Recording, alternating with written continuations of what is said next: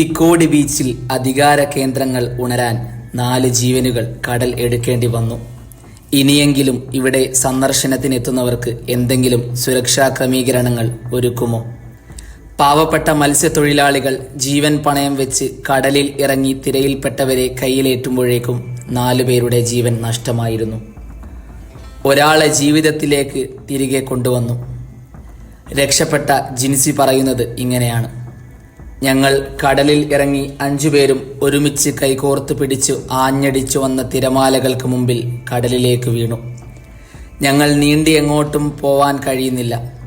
പരസ്പരം വേർപെട്ടു എന്നെ ആരോ രക്ഷപ്പെടുത്തി. മറ്റുള്ളവർ എന്നെ വിട്ടുപോയി. ഹൃദയം നടുക്കുന്ന കാഴ്ചയാണ് കല്ലകത്ത് ബീച്ചിൻ്റെ സായാഹ്നം ഇന്ന് സാക്ഷിയാകേണ്ടി വന്നത്. 100 കണക്കിന് ആളുകളാണ് അവിടെ ഓടിയെത്തിയത്. സ്വന്തം ജീവൻ പണയപ്പെടുത്തി കടലിൽ എടുത്തുചാടുന്ന മത്സ്യത്തൊഴിലാളികളല്ലാതെ സർക്കാരിൻ്റെ അധികാരികളുടെ യാതൊരു മുൻകരുതലുകളും ഈ തീരത്തിന് ഇതുവരെയും ലഭിച്ചിട്ടില്ല. തിക്കോടി ഡ്രൈവിൻ ബീച്ച് എന്നറിയപ്പെടുന്ന കല്ലകത്ത് ബീച്ചിൽ 5 പേർ ഒഴുക്കിൽപ്പെട്ട സംഭവത്തിൽ കൽപ്പറ്റ സ്വദേശികളായ അനീസ, വാണി, ബിനീഷ്, ഫൈസൽ എന്നിവരാണ് മരിച്ചത്. ഇന്ന് വൈകിട്ട് 4ഓടെയാണ് അപകടം. എല്ലാവരും കൽപ്പറ്റയിലെ ബോഡി ഷേപ്പ് എന്ന ജിം സ്ഥാപനത്തിലുള്ളവരാണ്.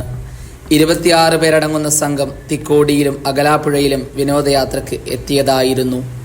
ഇതിനിടെയാണ് ഒഴുക്കിൽപ്പെട്ടത്. നാട്ടുകാരാണ് രക്ഷപ്പെടുത്തിയത്. കൊയിലാണ്ടി താലൂക്ക് ആശുപത്രിയിൽ നിന്നും 4 പേരുടെയും മൃതദേഹങ്ങൾ പോസ്റ്റ്മോർട്ടത്തിനായി മെഡിക്കൽ കോളേജിലേക്ക് മാറ്റി. സന്ദർശകരുടെ തിരക്കിൽ ദേശീയപാത വരെ വാഹനങ്ങൾ നിരനിരയായി നിന്നിട്ടും കാണാതെ പോകുന്ന അധികാര കേന്ദ്രങ്ങളോടാണ് ഞങ്ങൾ ചോദിക്കുന്നത്. ഇനിയെങ്കിലും കടൽ തീരത്ത് മനുഷ്യജീവന് സംരക്ഷണം നൽകാൻ സംവിധാനം ഒരുക്കുമോ? News desk, sport Kerala news.